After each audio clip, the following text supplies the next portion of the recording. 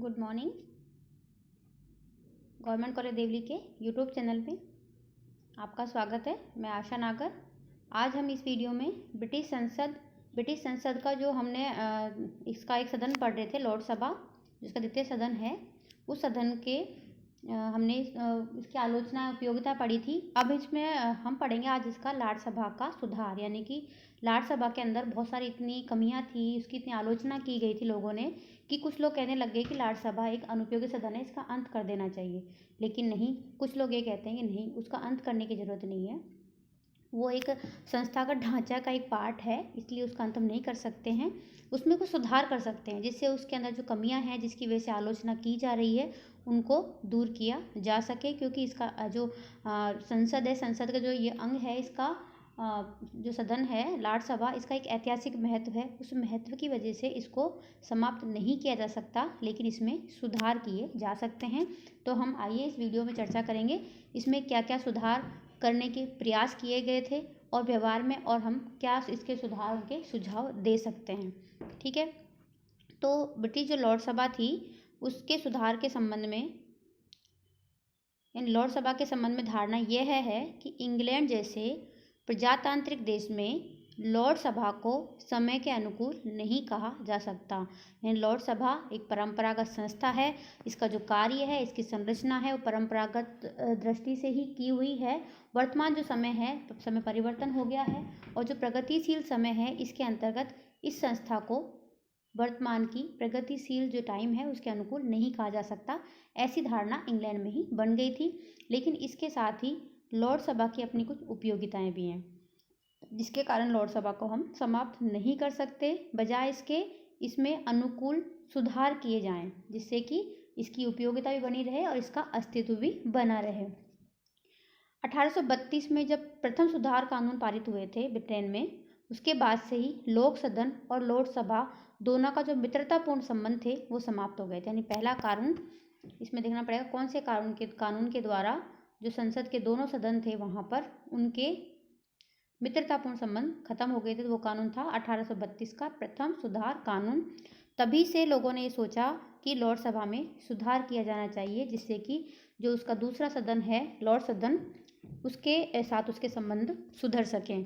पिछले लगभग 150 से भी ज़्यादा वर्षों में इस प्रश्न पर अनेक व्यक्तियों ने, समितियों ने विचार किया और अपने सुधारों को प्रस्तुत किया।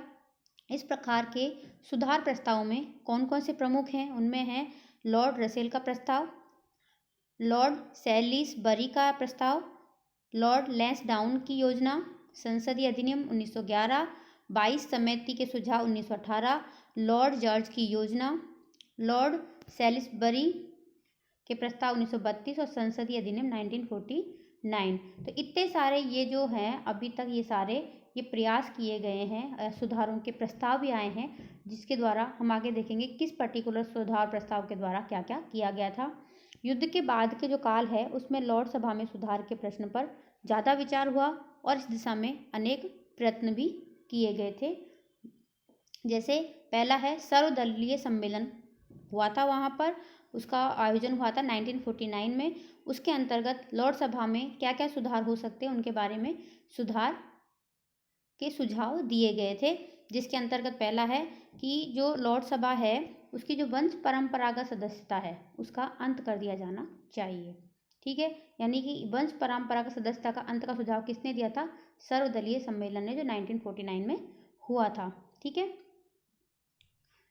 और अगला जो इसका सुझाव है, दूसरा है व्यक्तिगत प्रतिष्ठा और सार्वजनिक सेवा के आधार पर संसदीय लॉर्ड नियुक्त किए जाएं। यानी कि इसके अंतर्गत जो लॉर्ड होते हैं, लॉर्ड सभा के जो मेंबर होते हैं, उनकी नियुक्ति व्यक्तिगत प्रतिष्ठा और सार्वजनिक सेवा में उन्होंने जितनी भूमिका निभाई है उसके आधार पर की जानी चाहिए।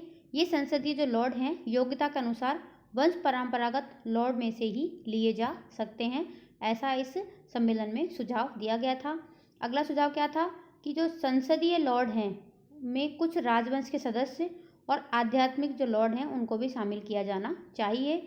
जो संसदीय लॉर्ड होते हैं उनको लोक सदन के सदस्यों की ही भांति, यानी लोक सदन के जो सदस्य होते हैं उनके प्रकार उनको भी वेतन भी दिया जाना चाहिए, क्योंकि इनके वेतन का कोई प्रावधान नहीं था। महिलाओं को भी लॉर्ड सभा का सदस्य नियुक्त किया जाना चाहिए।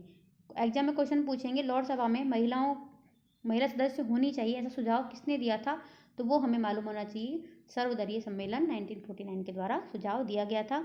वर्तमान समय में जो पीयर संसदीय लॉर्डों की श्रेणी में नहीं आते हैं, यानी ऐसे पीयर जो संसदीय लॉर्ड की श्रेणी में नहीं आते हैं, उन्हें लोक सदन के लिए मतदान का अधिकार और निर्वाचित होने का अधिकार भी दिया जाना चाहिए। ये सारे सुझाव दिए गए थे। इसकी सर्वदलीय सम्मेलन की जो योजना बनी थी, सर्वसम्मति सुझाव दिए गए थे, लेकिन सबको कभी भी लागू नहीं किया गया था। ठीक है। श्रमिक दलीय जो सरकार वहाँ पर हुई थी, उसके द्वारा एक सुधार योजना प्रस्तावित की गई थी 1968 में। उसके द्वारा क्या क्या सुझाव दिए गए थे उनको देखते हैं। लॉर्ड सभा में अनुदार दल को स्थायी बहुमत प्राप्त है और लॉर्ड सभा श्रमिक दल का निरंतर विरोध करती रही है। अतः श्रमिक दल लॉर्ड सभा में सुधार करने के लिए हमेशा आतुर रहा है। 1966 में जो श्रमिक दल है, जब वो सत्ता में आया था तो ऐसी स्थिति उत्पन्न भी हुई थी कि वो उसमें सुधार करना चाहता था। नवंबर 1969 में मजदूर दल की सरकार ने एक श्वेत पत्र प्रकाशित किया। श्वेत पत्र में एक योजना थी। उस प्रस्तावित योजना का उद्देश्य लोक सदन को वास्तविक रूप में स्वतंत्रता प्रदान करना था और लॉर्ड सभा को भी प्रजातांत्रिक रूप प्रदान करना था। प्रस्तावित योजना में कहा गया था कि जो लॉर्ड सभा के सदस्य हैं उनको 2 कैटेगरी में बांट दिया जाना चाहिए। पहली जो श्रेणी है उसमें मत देने वाले सदस्य यानी वोटिंग पेयर्स होने चाहिए और दूसरी श्रेणी में मत नहीं देने वाले या नॉन वोटिंग पेयर्स होने चाहिए। इस प्रकार की 2 श्रेणी बांटने के लिए उन्होंने कहा था, वोटिंग पेयर्स और नॉन वोटिंग पेयर्स। यानी पहली श्रेणी में तो इनको और दूसरी श्रेणी में नॉन वोटिंग पेयर्स को विभाजित कर दिया जाना चाहिए। पूरे जो सदस्य हैं लॉर्ड सभा के उनको 2 भागों में बांट दो। सदस्यों की वैरायटी बहुत सारी होती थी, उसमें हमने पहले वीडियो में बताया था। उनको 2 भागों में बांट दो। पहले सदस्य ऐसे जो वोट दे सकते हैं सदन के अंतर्गत, दूसरे जो वोट नहीं दे सकते। सदस्यता के संबंध में सुझाव दिया था इसमें कि उत्तराधिकार की व्यवस्था है उसका अंत कर दो, यानी कि एक कोई व्यक्ति है उसके बाद उसका बेटा ही बनेगा, उसके घर का कोई मेंबर बनेगा, ऐसी व्यवस्था का अंत कर दिया जाना चाहिए। और मत देने का अधिकार रखने वाले सदस्यों को वेतन दिया जाना चाहिए। जो सदस्य वोटिंग पेयर्स हैं उनको वेतन दिया जाना चाहिए, नॉन वोटिंग पेयर्स को वेतन नहीं दिया जाना चाहिए। लॉर्ड सभा को केवल 6 माह की देरी लगाने का ही अधिकार होना चाहिए कि वो 6 महीने तक ही देरी कर सकती है, साल भर की नहीं। प्रस्तावित योजना का पिछली पंक्ति के सदस्यों द्वारा विरोध किया गया, इसलिए इस योजना को वापस ले लिया गया। यानी कि जो सबसे लास्ट में जो लोग बैठे रहते हैं सदन के अंतर्गत, उन्होंने इसका विरोध कर दिया और ये सारे सुझाव वापस ले लिए थे। ठीक है। जीवन पर्यंत जो पीयर होते हैं उनको रखने का उद्देश्य ये था कि अब आता है कि जो सन 2000 का जो पीयरेज एक्ट आया था, उस पीयरेज एक्ट के द्वारा लॉर्ड सभा में सुधार के लिए क्या प्रस्ताव किए गए थे उनको हम देखते हैं। लॉर्ड सभा के गठन के संबंध में अधिक महत्वपूर्ण कदम सन 2000 ईस्वी के अंतिम दिनों में मजदूर दल की सरकार ने एक पीयरेज एक्ट 2000 ईस्वी जो पारित किया था, उसमें इन्होंने इस मुद्दे को उठाया था। लॉर्ड सभा की आलोचना का सबसे प्रमुख आधार यह रहा है कि जो पुश्तैनी लॉर्ड हैं, जो परंपरागत लॉर्ड हैं, जो वंश परंपरा के आधार पर आते हैं, उनकी व्यवस्था या वंश परंपरागत लॉर्डों की जो व्यवस्था है, यही एकमात्र ऐसा कारण है जिसकी वजह से लॉर्ड सभा की हमेशा ही आलोचना रही है, ऐसा पीयरेज एक्ट 2000 में कहा गया था। आलोचना का औचित्य और महत्व इस बात की दृष्टि से रहा है कि 1958 के पूर्व तक लगभग 90% और 1958 में आजीवन लॉर्ड की व्यवस्था प्रारंभ हो जाने के बाद 80 के दशक में भी लगभग 80% सदस्य पुश्तैनी लॉर्ड ही रहे हैं। ठीक है, यानी कि पूरी राज्यसभा में 98% सदस्य हमेशा वो है पुश्तैनी सदस्य यानी परंपरागत लॉर्ड ही रहे हैं। 2000 ईस्वी के जो अंतिम दिनों में मजदूर दल की सरकार ने पीयरेज एक्ट 2000 पारित किया और उसमें यह निश्चित किया कि भविष्य में क्या निश्चित किया, ध्यान रखना, भविष्य में अगर कोई परंपरागत लॉर्ड है वो मर जाता है यानी उसका देहांत हो जाता है तो उसके पुत्र या उत्तराधिकारी को लॉर्ड नहीं बनाया जाएगा, ऐसा इसमें सुझाव दिया गया था। इस प्रकार लॉर्ड सभा का जो पुश्तैनी स्वरूप है धीरे धीरे समाप्त हो जाएगा और योग्यता एवं अनुभव के आधार पर सदस्यता प्राप्त करने वाले जो आजीवन सदस्यता प्राप्त करने वाले व्यक्तियों की संख्या तथा कुल सदस्यों में उनका प्रतिशत बढ़ता चला जाएगा। यह व्यवस्था लॉर्ड सभा की संरचना और कार्यकारण में मूलभूत सुधार लाएगी।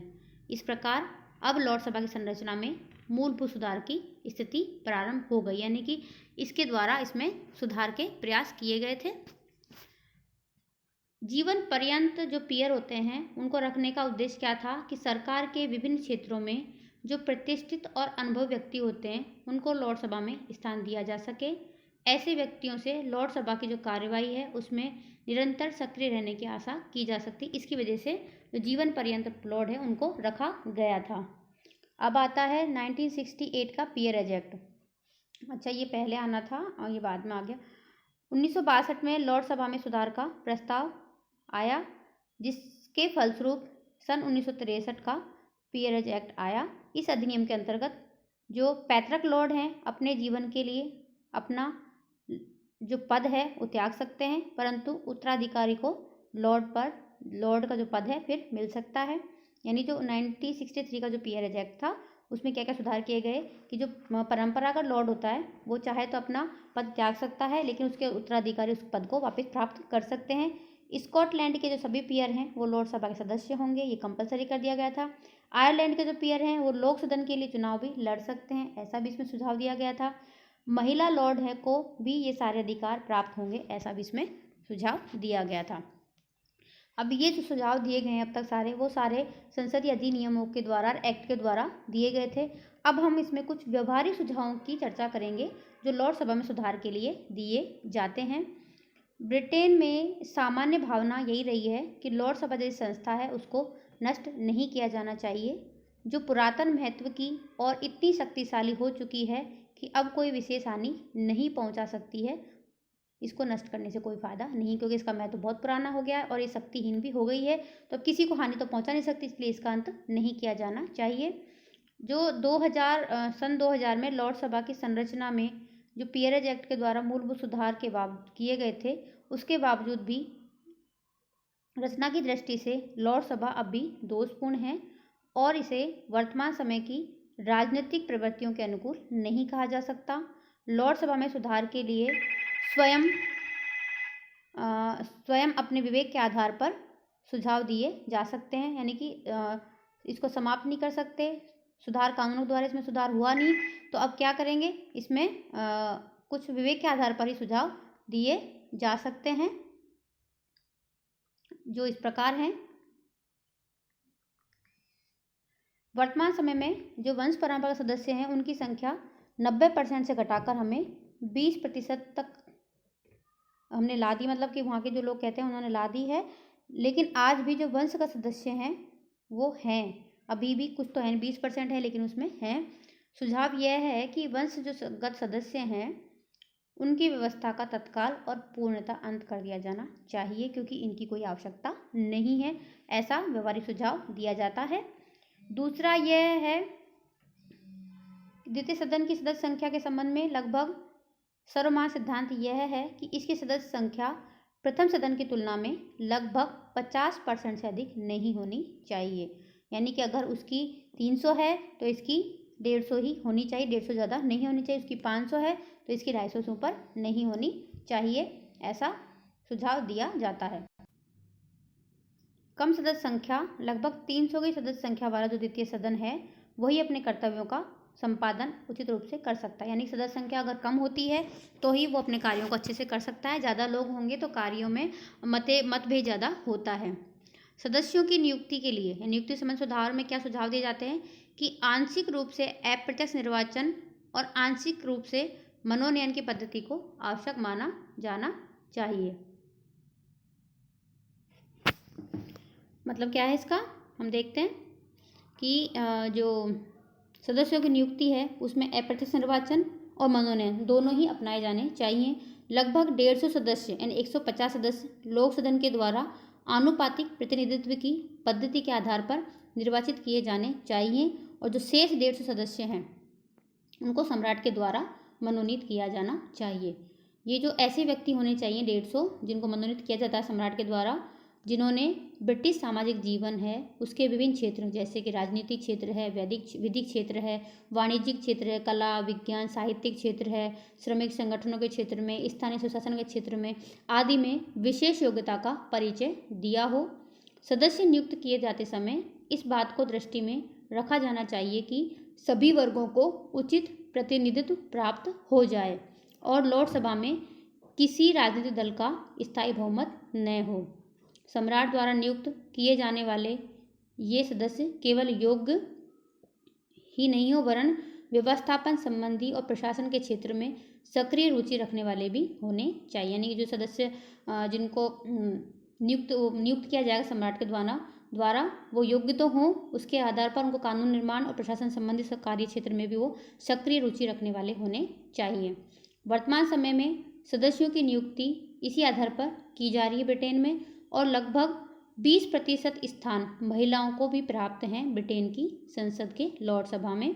भविष्य में महिलाओं का ये प्रतिशत अवश्य रूप से बढ़ेगा, ऐसा उम्मीद की जा सकती है। लॉर्ड सभा के सदस्यों को भी लॉर्ड सदन के सदस्य के समान वेतन और भत्ते प्राप्त होने चाहिए। इससे व्यवस्थापन कार्य के प्रति उनकी उदासीनता दूर की जा सकेगी। यानी कि उनको प्रॉपर वेतन भत्ते प्राप्त होने चाहिए जिससे कि वो अपने कानून निर्माण के कार्य में रुचि से भूमिका निभा सकें। और जहाँ तक शक्तियों का संबंध है, यानी कि देखो हमने एक एक करके सुधार किए हैं इसमें, पहले सदस्यों की संख्या में, उसकी नियुक्ति में, उनके वेतन में, उनके निर्वाचन में, इन सब में सुधार के व्यवहारिक सुझाव दिए हैं, उनमें है ये। और जहाँ तक शक्तियाँ हैं, वर्तमान समय की जो प्रवृत्ति यही है कि जो दूसरा सदन है उसको पहले सदन की तुलना में शक्तियाँ कम ही प्राप्त होनी चाहिए। इस दृष्टि से दोनों सदनों के जो पारस्परिक संबंध है उसमें वर्तमान स्थिति को बनाए रखना ही उचित कहा जा सकता है। लॉर्ड सभा में सुधार के संबंध में एक बाधा आती है और वो यह है कि ब्रिटिश राजनीति में दो प्रमुख राजनीतिक दल हैं, अनुदार दल और उदार दल। इस संबंध में यानी पहले अनुदार दल और उदार दल थे, उन दोनों में भी लॉर्ड सभा के संबंध में मतभेद थे। और वर्तमान में जो दल हैं वहाँ पे ब्रिटिश राजनीति में अनुदार दल और मजदूर दल, अनुदार दल का बाद में मजदूर दल में परिवर्तन हो गया था। इसमें भी दोनों में गंभीर मतभेद हैं लॉर्ड सभा में सुधार के संबंध में।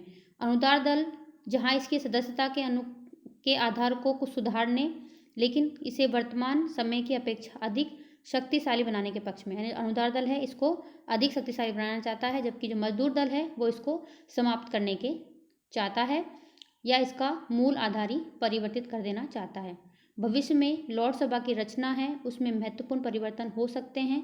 ब्रिटेन में गत लगभग एक दशक से लॉर्ड सभा का अंत करने की बात पर बहस चल रही थी और मतदाताओं का एक बहुत बड़ा वर्ग यह मांग कर रहा था कि छोटे और प्रभावशाली सरकार के इस युग में ब्रिटेन जैसे परिपक्व लोकतंत्र में सामंतवादी अवशेष, यानी जो लॉर्ड सभा है उसको सामंतवादी अवशेष कहते हैं क्योंकि इसके जो मेंबर हैं सब सामंतवादी प्रवृत्ति के ही हैं, उस अवशेष के लिए कोई स्थान नहीं होना चाहिए। यानी यह सब मांग कौन कर रहे हैं? ब्रिटेन के लोग, मतदाता।